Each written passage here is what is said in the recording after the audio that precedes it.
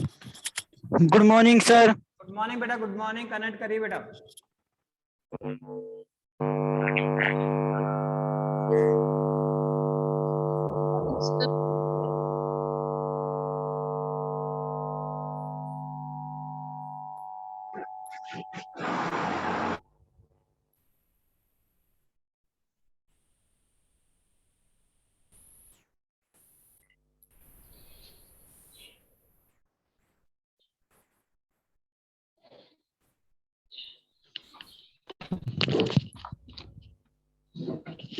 Good morning sir. Good morning बेटा, good morning. Good morning sir. Good morning बेटा।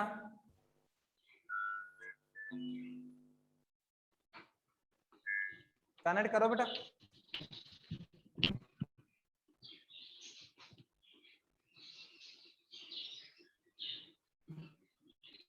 Sir हाँ बेटा।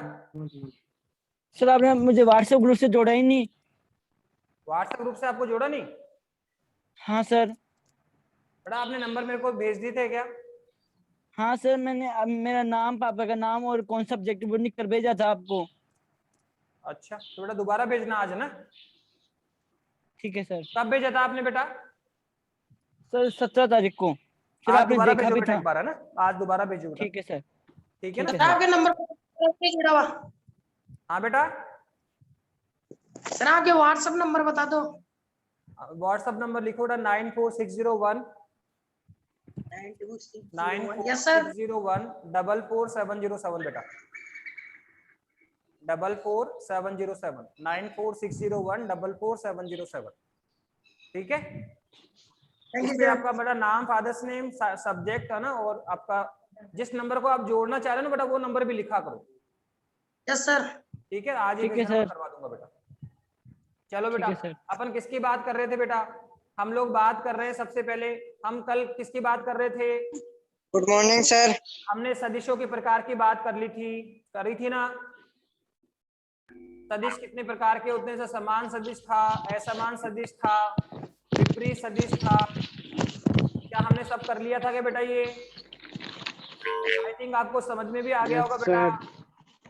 Topic में कोई यस दिक्कत नहीं? सर। कई बार जो लास्ट टॉपिक क्लास में टॉपिक है, दिक्कत थोड़ी है बेटा उसमें। एकाक सदिश। हाँ तो देखो क्या था, सदिशों के प्रकार। पहला कौन सा था? समान सदिश। समान सदिश कौन होता है? जिसमें सब कुछ समान हो। ऐसे दो सदिश जिनका परिमाण भी समान हो और दिशा भी समान हो सर, वो समान सदिश कहलाते हैं। और असमान कौन होता है सर? सर असमान सदिश में कौन है सर? जो जिनका परिमाण अलग हो गया वो भी असमान हो जाता है। जिनमें दिशा अलग है वो भी अलग हो गई। जैसे माना दिशा समान है लेकिन परिमाण अलग है, परिमाण समान है लेकिन दिशा अलग हो गई, परिमाण और दिशा दोनों अलग अलग है, तो वो असमान होंगे। तो मतलब कुल मिला के जो समान नहीं होता है वो अपने आप में क्या होता है? असमान होता है। भाई समान तो कौन? जो दिशा भी समान और परिमाण भी समान, वो समान हो गया। पर जहां दिशा समान है लेकिन परिमाण अलग हो गया, या फिर परिमाण समान है लेकिन दिशा अलग हो गई, या परिमाण दिशा दोनों ही अलग है, तो इसका मतलब असमान होने के कई कारण हो सकते हैं। परिमाण अलग हो गया तो भी असमान हो जाएगा, दिशा अलग अलग है तो भी असमान हो जाएगा, परिमाण और दिशा दोनों अलग अलग है तो भी असमान हो जाएगा। अब फिर इसके बाद बोला सर विपरीत सदिश बताया था। सर विपरीत सदिश कौन होता है? सर जो परिमाण में समान और दिशा में क्या हो, विपरीत, सर वो क्या है? विपरीत सदिश। तो ये तीन हमने कर लिए थे, समान सदिश, असमान सदिश और विपरीत सदिश। के बाद में देखो एकांक सदिश भी हमने चालू कर दिया था। तो अब हम किसकी बात कर रहे हैं? एकांक सदिश की बात कर रहे हैं। किसकी बात कर रहे हैं बेटा? एकांक सदिश हमने डिफाइन किया था। तो अब आज का टॉपिक हमारा जो होगा वो होगा एकांक सदिश।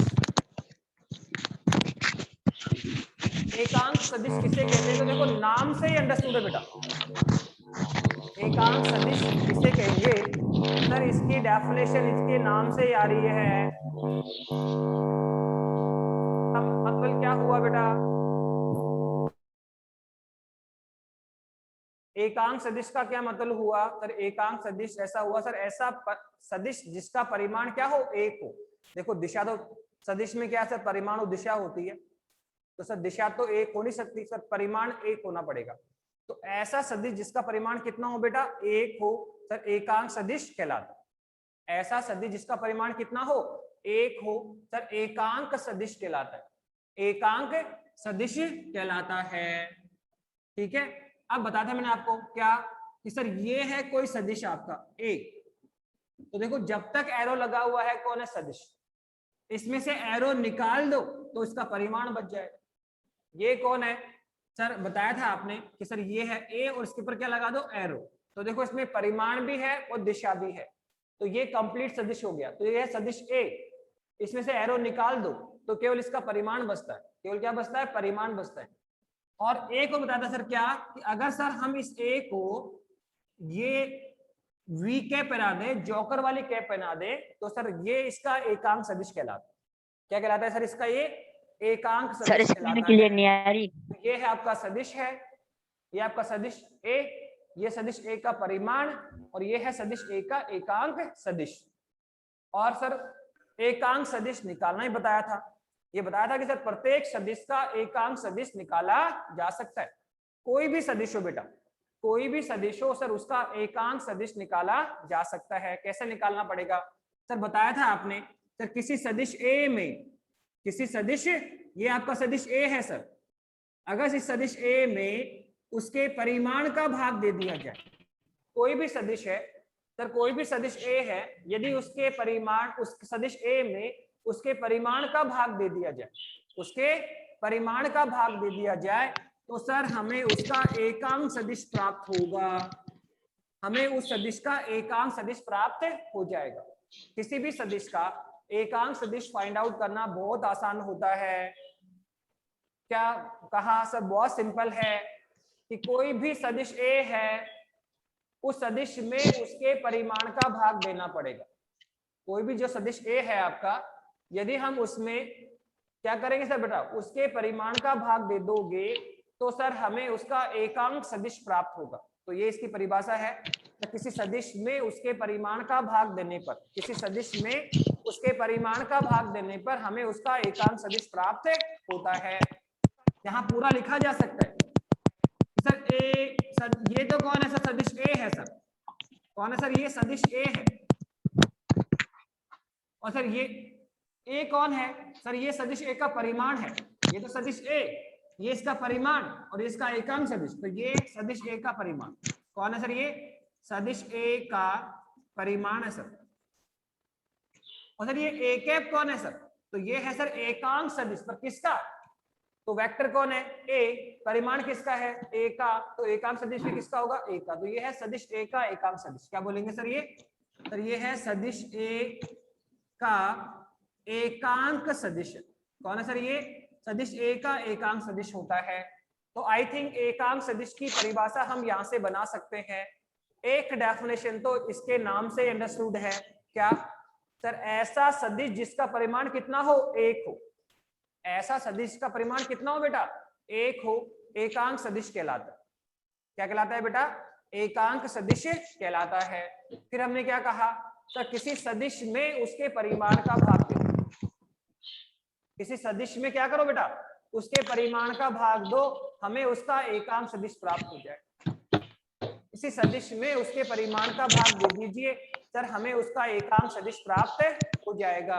ओके, तो सेकंड ऑप्शन क्या है सर, किसी सदिश और उसके परिमाण का अनुपात। एक डेफिनेशन बता दिया सर, ऐसा सदिश जिसका परिमाण एक हो, एकांक सदिश कहलाता है। सेकंड डेफिनेशन इस सूत्र से आ जाएगी सर, क्या, किसी सदिश में उसके परिमाण का भाग देने पर, किसी सदिश में उसके परिमाण का भाग देने पर हमें उस सदिश का एकांक सदिश प्राप्त होता है। या फिर ऐसे बोलो, सदिश तथा उसके परिमाण का अनुपात, सदिश तथा उसके परिमाण का अनुपात उस सदिश का एकांक सदिश कहलाता है। तो आई थिंक डेफिनेशन तो आपको समझ में आ गई होगी कि, और ये भी ध्यान रखना कि प्रत्येक सदिश का एकांक सदिश निकाला जा सकता है।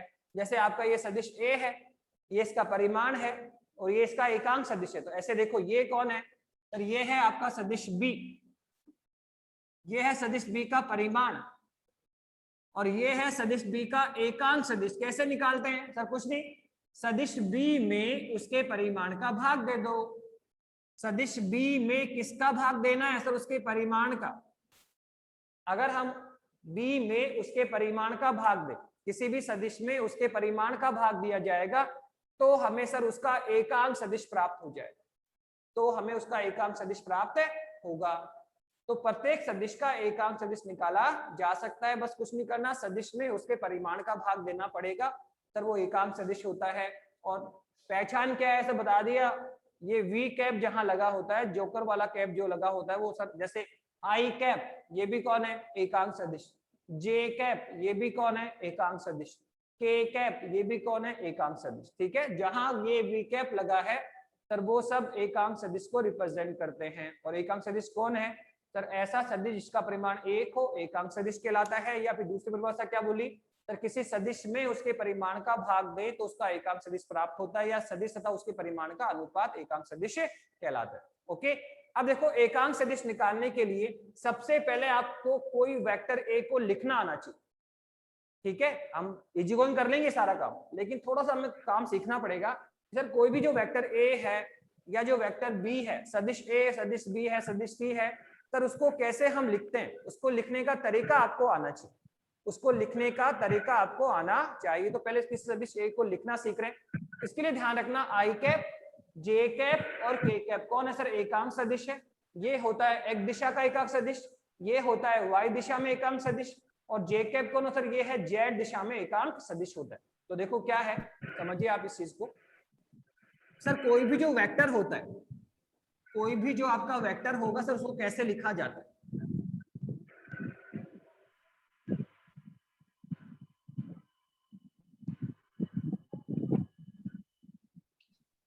कोई भी सदिश ए है सदिश बी है तो उसको कैसे लिखा जाएगा। कोई भी सदिश ए बी सी है तो उसको हम कैसे लिख सकते हैं वो हमें देखना होगा बेटा। तो देखो कैसे लिखेंगे, किस तरह से लिखेंगे।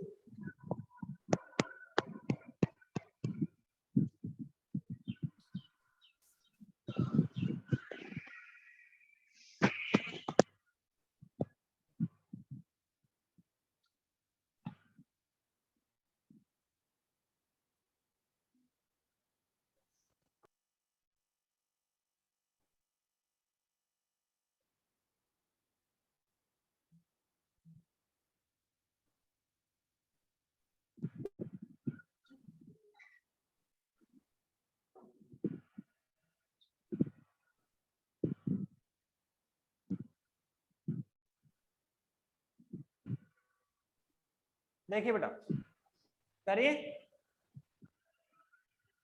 सर कोई भी वेक्टर ए को कैसे लिखेंगे, किसी भी सदिश ए को कैसे लिखा जा सकता है। तो आप देखिए, ये तो हम जानते हैं सर निर्देश तंत्र। ठीक है, ये कौन है आपका बेटा सर, ये है आपका निर्देश तंत्र है। ये आपका ओरिजिनल होता है बेटा, ये क्या होता है आपका, ओरिजिनल होता है, मूल बिंदु होता है जहां से हम क्या निकालते हैं बेटा सर, जहां से हम किसी वस्तु की स्थिति ज्ञात करते हैं। क्या कहा सर, ये हमारा ओरिजिनल होता है जहां से हम किसी वस्तु या व्यक्ति की स्थिति काउंट करते हैं। तो देखो ये कौन है आपका सर, ओरिजिनल है सर ओ। ये कौन आपका ओरिजिनल है। तो आप देखिए इसमें, एक मिनट बेटा,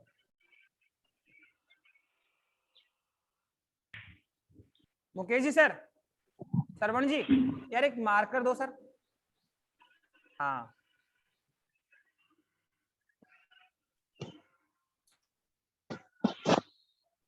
तो क्या कहा बेटा सर, किसी वेक्टर को हम लिख रहे हैं, क्या कर रहे हैं सर, किसी वेक्टर को कैसे लिखेंगे। तो सिंपल है, इसके लिए हमें ज्योमेट्री चाहिए, निर्देश तंत्र चाहिए बेटा। निर्देश तंत्र की आवश्यकता पड़ेगी बेटा हमें। ठीक है, निर्देश तंत्र की सहायता से हम क्या कर सकते हैं, निर्देश तंत्र की सहायता से हम कोई भी वेक्टर को लिख सकते हैं। जैसे आपका ये वेक्टर है, ये कौन है आपका सर, निर्देश तंत्र है आपका। ठीक है, ये आपका कौन है, ओरिजिनल है। और सर ये आपका कौन है, जेड एक्स है। सर मुझे कोई वेक्टर लिखना है सर, आप देखो ये मेरा वेक्टर है, ये वेक्टर ए है सर, ये कौन है, वेक्टर ए है। मुझे इस वेक्टर ए को लिखना है सर, कैसे लिखेंगे, मुझे इस वेक्टर ए को लिखना, तो हम कैसे लिखेंगे। तो बहुत सिंपल है, इसके लिए आपको इसके कोऑर्डिनेट मानने पड़ेंगे बेटा। क्या मानना पड़ेगा सर, कोऑर्डिनेट पे बात करनी पड़ेगी।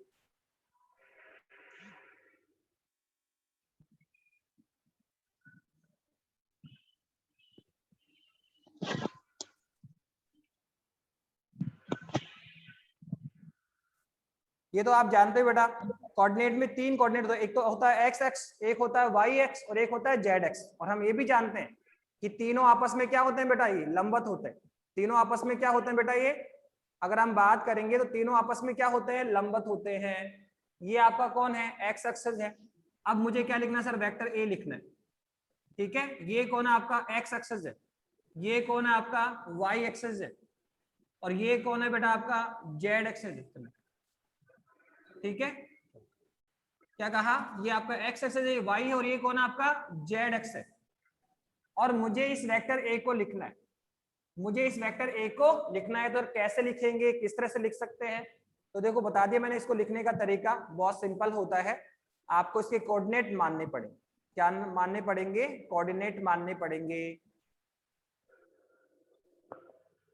इस वेक्टर ए को देखो, जैसे मैं आपको पहले पोजीशन वेक्टर लिखना सिखा देता हूँ।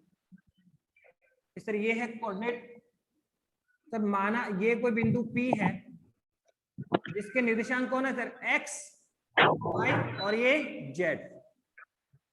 किसी भी बिंदु का जो पोजीशन वेक्टर है वो आपको लिखना आना चाहिए।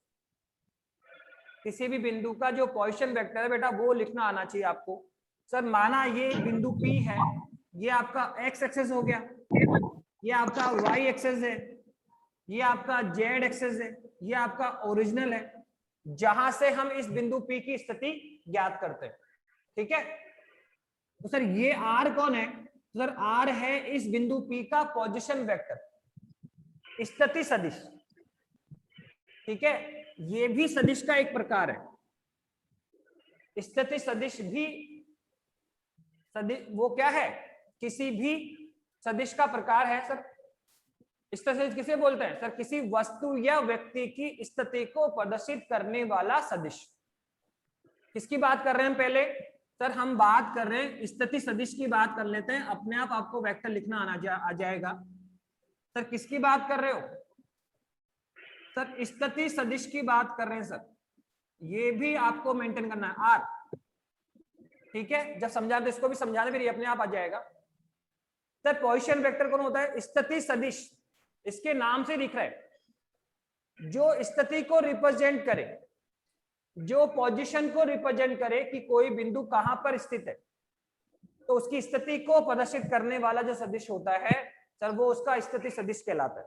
क्या कहा सर, किसी वस्तु या व्यक्ति की स्थिति को, किसी वस्तु या व्यक्ति की स्थिति को प्रदर्शित करने वाला जो सदिश होता है बेटा सर वो उसका स्थिति सदिश कहलाता है।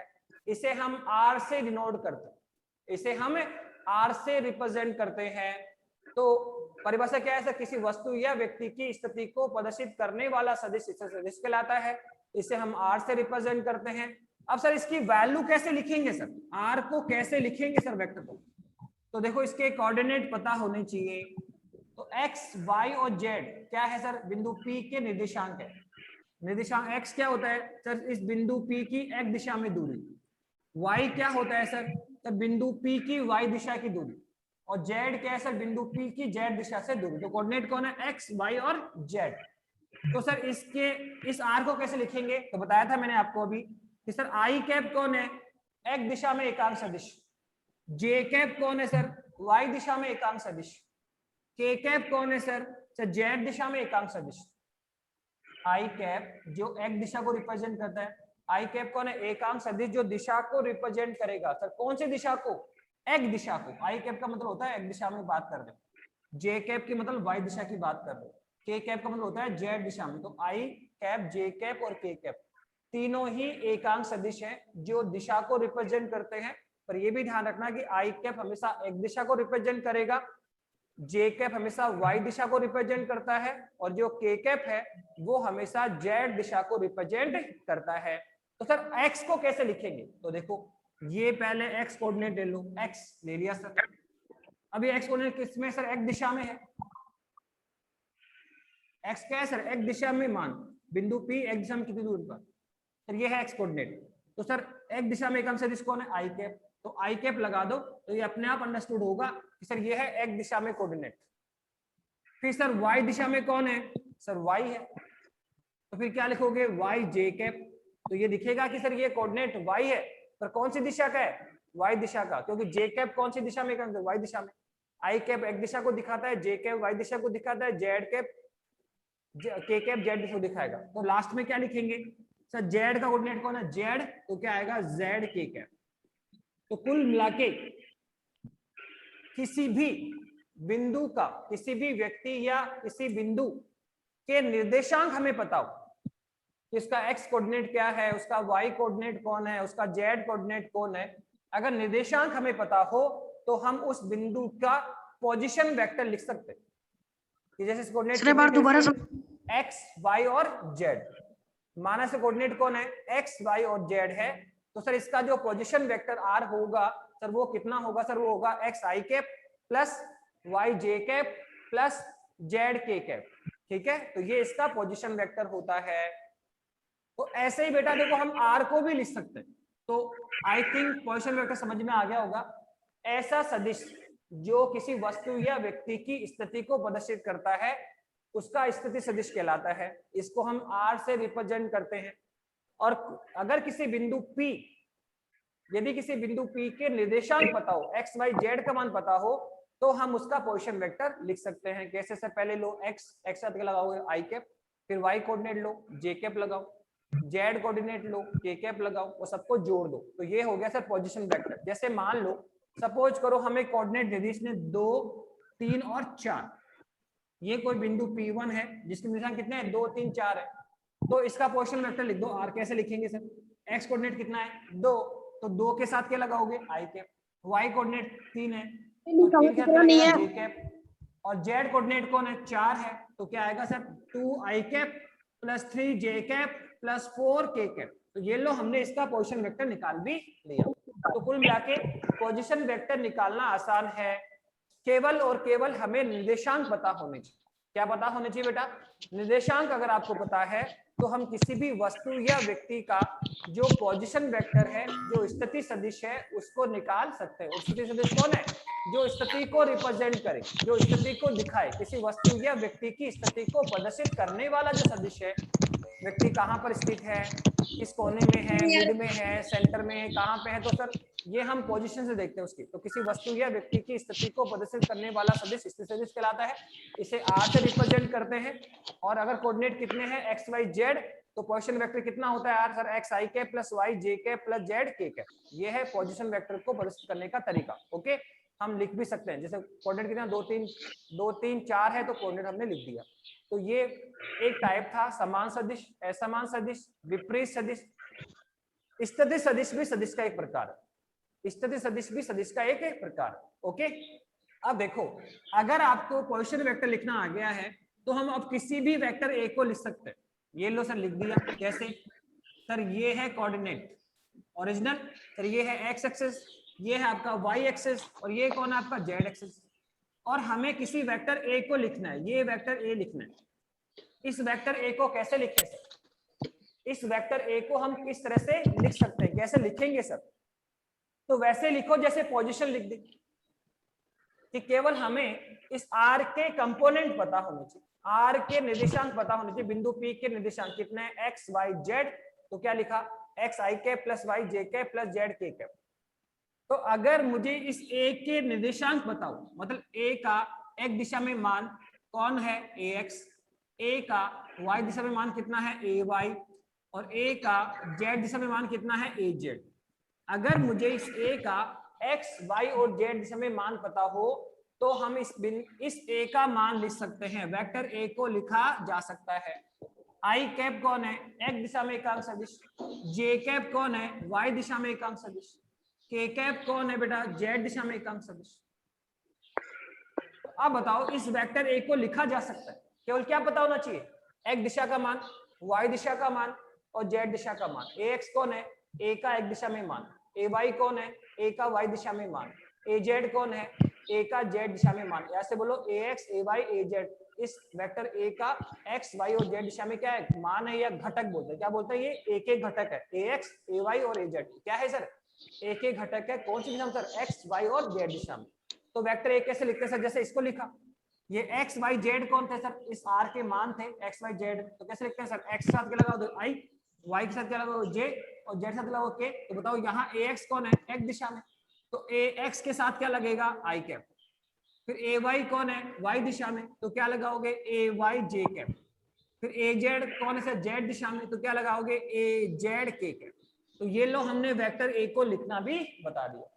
किसी सदिश ए को कैसे लिखा जाएगा, इस सदिश ए को लिखना आसान है, बस हमें उसके कोऑर्डिनेट पता होने चाहिए, ए एक्स ए वाई और ए जेड। जहां ए एक्स कौन है सदिश ए का एक दिशा में मान, ए वाई कौन है सदिश बी का वाई दिशा में मान, और ए जेड कौन है बेटा सदिश बी का जेड दिशा में मान। तो हम किसी भी वेक्टर ए को लिख सकते हैं। किसी भी वेक्टर ए को कैसे लिखेंगे sir, A X I cap. तो ए एक्स कौन है सर, एक दिशा का मान है, तो एक दिशा में कौन है आई कैप। ए वाई कौन है सर, वाई दिशा का मान, तो वाई दिशा में कौन होता है जे कैप। आई कैप एक दिशा को दिखाता है, जे कैप वाई दिशा को दिखाता है, के कैप जेड दिशा को। लिखेंगे ए X I cap plus A Y J cap plus A Z K cap. तो ये किसी वेक्टर को लिखने का तरीका होगा। कोई भी वेक्टर ए, जैसे आर को क्या लिखा, कोऑर्डिनेट कितने थे एक्स वाई जेड, तो क्या लिखा x I cap Y J cap plus Z K cap. जैसे मान लो किसी वेक्टर बी को लिखना हो तो हम बी लिखेंगे, वेक्टर बी क्या होगा सर, ये होगा B X I cap plus B Y J cap plus B Z K cap. ये लो हो गया, जहां B X B Y B Z कौन है सर, एक्स वाई जेड दिशा में बी के घटक है। जैसे वेक्टर सी है तो क्या लिखेंगे sir, C x I cap C Y J cap plus C Z K cap. ये लो हमने वेक्टर सी को भी लिख दिया। केवल इनके कंपोनेंट पता होने चाहिए, केवल इनके कंपोनेंट पता होने चाहिए। तो आई थिंक किसी वेक्टर को आपको लिखना आ गया होगा। पर यहाँ पर हमने आपको दो इंपॉर्टेंट बातें बता दी है सर, पोजीशन वेक्टर भी डिफाइंड कर दिया आपको, समान सदिश, असमान सदिश, विपरीत सदिश, और क्या आ गया सर स्थिति सदिश। किसी वस्तु या व्यक्ति की स्थिति को प्रदर्शित करने वाला जो सदिश होता है, किसी वस्तु या व्यक्ति की स्थिति को जो प्रदर्शित करने वाला सदिश होता है सर वो उसका स्थिति सदिश है, उसका पोजीशन वेक्टर कहलाता है, डिनोटेड बाय आर। और कोऑर्डिनेट कितने हो एक्स वाई जेड, तो आर क्या होता है सर एक्स आई के प्लस वाई जे के प्लस जेड के कैप। और इसी बेस में हमने किसी वेक्टर को लिखना सीखा कि कोई वेक्टर ए है जिसके कंपोनेंट कितने हैं A x A y A Z. तो वेक्टर ए कैसे लिखा जाएगा सर, ए एक्स है एक दिशा कंपोनेंट, ए वाई है वाई दिशा का मान, ए जेड को सर जेड, तो एक साथ लगेगा आई कैप, ए वाई के साथ लगेगा जे कैप और ए जेड के साथ के कैप। तो क्या आएगा ए X I cap plus A Y J cap plus A Z K cap. ये वेक्टर ए। ऐसे वेक्टर बी को लिख दो, ऐसे वेक्टर सी को लिख दो। तो आई थिंक आपको कोई वेक्टर लिखना आ गया होगा। कोई भी जो वेक्टर है उसको हम कैसे लिखते हैं सर वो आपको लिखना आ गया होगा। तो अब बताइए कोई वेक्टर लिखना आपको आ गया है क्या? कोई भी वेक्टर आपको लिखना आ गया? बिल्कुल आ गया सर। कि कोई भी वेक्टर ए है तो उसको कैसे लिखा जाता है? कोई भी जो वेक्टर ए है सर उसको कैसे लिखा जाएगा सर वो लिख चुके हैं। ठीक है कि सर ये है आपका वेक्टर ए। सर वेक्टर ए को हमने लिख दिया सर, क्या लिखा सर ये रहा, कंपोनेंट पता होने चाहिए ए एक्स ए वाई जेड। तो क्या लिखेंगे ए X I cap plus A Y J cap plus A Z K cap. ये हो गया सर ए को लिखने का तरीका। केवल कंपोनेंट पता हो तो हम किसी भी वेक्टर को लिख सकते हैं। A x A y A z sir vector A के कंपोनेंट। ए एक्स है ए सदिश ए का एक दिशा में मान, ए वाई कौन है सदिश ए का वाई दिशा में मान, ए जेड कौन है सर सदिश ए का जेड दिशा में मान। तो हमने वेक्टर ए को लिख लिया। ठीक है, अब देखो सदिश ए को लिखना सीख लिया क्या? अब आप देखो वेक्टर ए का मान तो हमें मिल गया। वेक्टर ए सर ये रहा ए एक्स आई के प्लस ए वाई जे के प्लस ए जेड के के। पर सर अगर आप एकांक सदिश निकालना चाहते हो, देखो अगर आप एकांक सदिश निकालना चाहते हो तो सर उसका परिमाण भी निकालो। सर किसी सदिश ए को लिखना आना चाहिए। सर वो तो लिख दिया सर ये रहा सदिश ए कौन होता है sir A X I cap A Y J cap plus A Z K cap. पर सर उसका परिमाण भी तो चाहिए। हम बिना परिमाण क्या हम एकांक सदिश निकाल लेंगे क्या? पहले सदिश ए हमें चाहिए, फिर उसका परिमाण भी हमें चाहिए, फिर सदिश ए में उसके परिमाण का भाग देंगे, तब कहीं जाकर हमें क्या मिलेगा सर उसका एकांक सदिश मिलेगा। क्या मिलेगा बेटा? एकांक सदिश मिलेगा। तो आप बताइए यहां से सदिश ए का मान परिमाण कैसे निकालेंगे सर? तो देखो परिमाण निकालने के लिए आप डायरेक्ट रिजल्ट याद करें। क्या करना है सर? ये देखो कि सर आई के साथ में कौन है ए एक्स, जे के साथ में कौन है ए वाई, के साथ में कौन है ए जेड, और आई कैप जे कैप और के कैप इनके साथ में जो कंपोनेंट है, इनके साथ में जो कंपोनेंट है सर कौन है ए एक्स ए वाई और ए जेड। कौन है sir? A x A Y और ए जेड है। तो सर क्या करना है बताओ? सर इनको हमें लेना है पहले x कंपोनेंट लो, कौन है सर ए एक्स, तो इसका स्क्वायर कर दो, फिर y कंपोनेंट लो, ले लो सर इसका स्क्वायर करो, फिर z कंपोनेंट लो सर इसका भी स्क्वायर करो और सबको जोड़ दो। सबको क्या करो, जोड़ दो। क्या कहा सर, क्या करना है, कुछ नहीं करना, पहले x कंपोनेंट लो, फिर y कंपोनेंट लो, ठीक है, फिर z कंपोनेंट लो, सबका क्या करना है, स्क्वायर करना है। सबका क्या करना है, स्क्वायर करना है, और क्या कर दो, सबको जोड़ दो, सबको जोड़ दो। तो ये तो कौन है, सदिश a, और ये है सदिश a का परिमाण। आई थिंक आपको काम करना आ गया होगा कि कोई भी जो वेक्टर a है सर उसको हम कैसे लिख सकते हैं। तो बहुत सिंपल है, कोई किसी भी सदिश a को लिखने के लिए, किसी भी सदिश a को लिखने के लिए सर उसके कंपोनेंट चाहिए ax, ay और az। अगर इसके कंपोनेंट है तो क्या कहा सर, ax,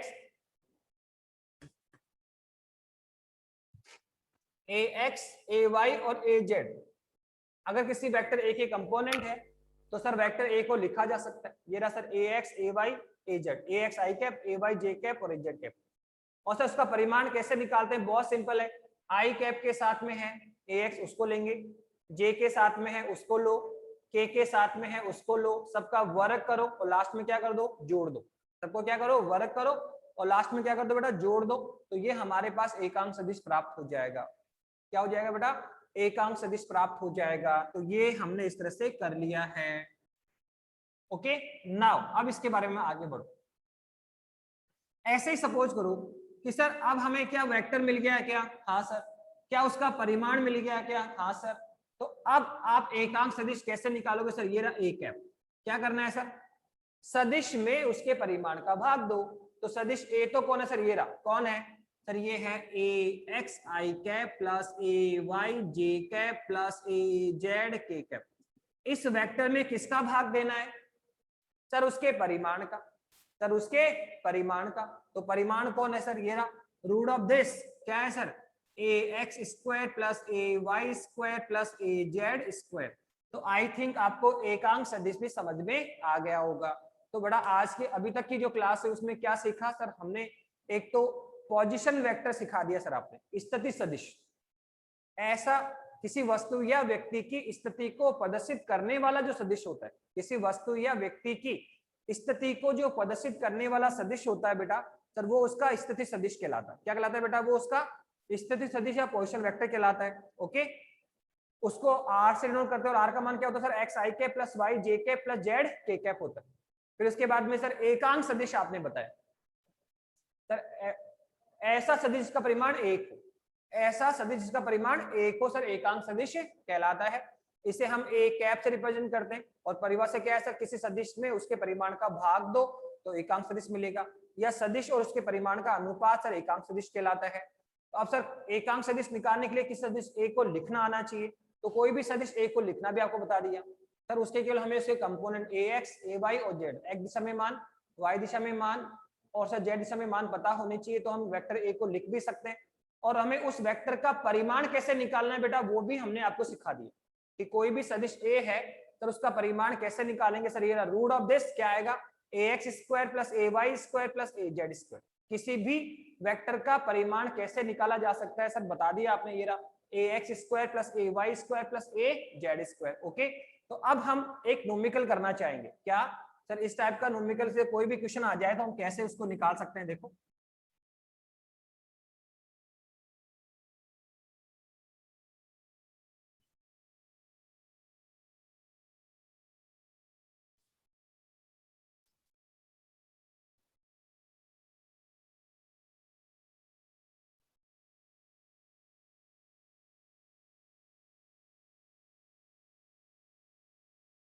देखिए अब यहां तक तो डेफिनेशन अब न्यूमेरिकल आएगा, ऐसे आ जाएगा। उसने बोला कोई वेक्टर ए दे रखा है आपको, क्या दिया, 2i cap plus 3j cap plus 4k cap, ये लो, ये आपको वेक्टर दे दिया और बोला उसका एकांक सदिश फाइंड आउट करो।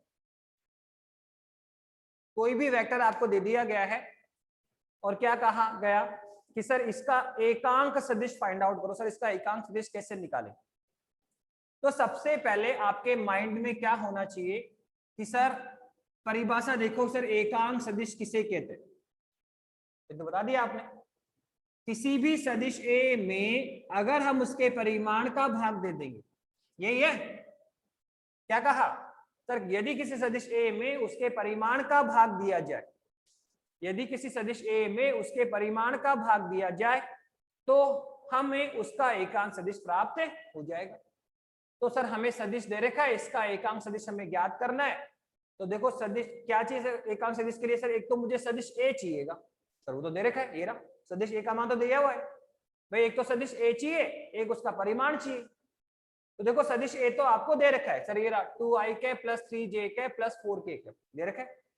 अब सर इसका परिमाण हमें निकालना आना चाहिए। तो अभी अभी मैंने बताया था आपको कि सर कोई भी जो वेक्टर ए है सर उसको कैसे लिखेंगे सर, ये है ax i cap, ay j cap plus az k cap, ये है वेक्टर ए।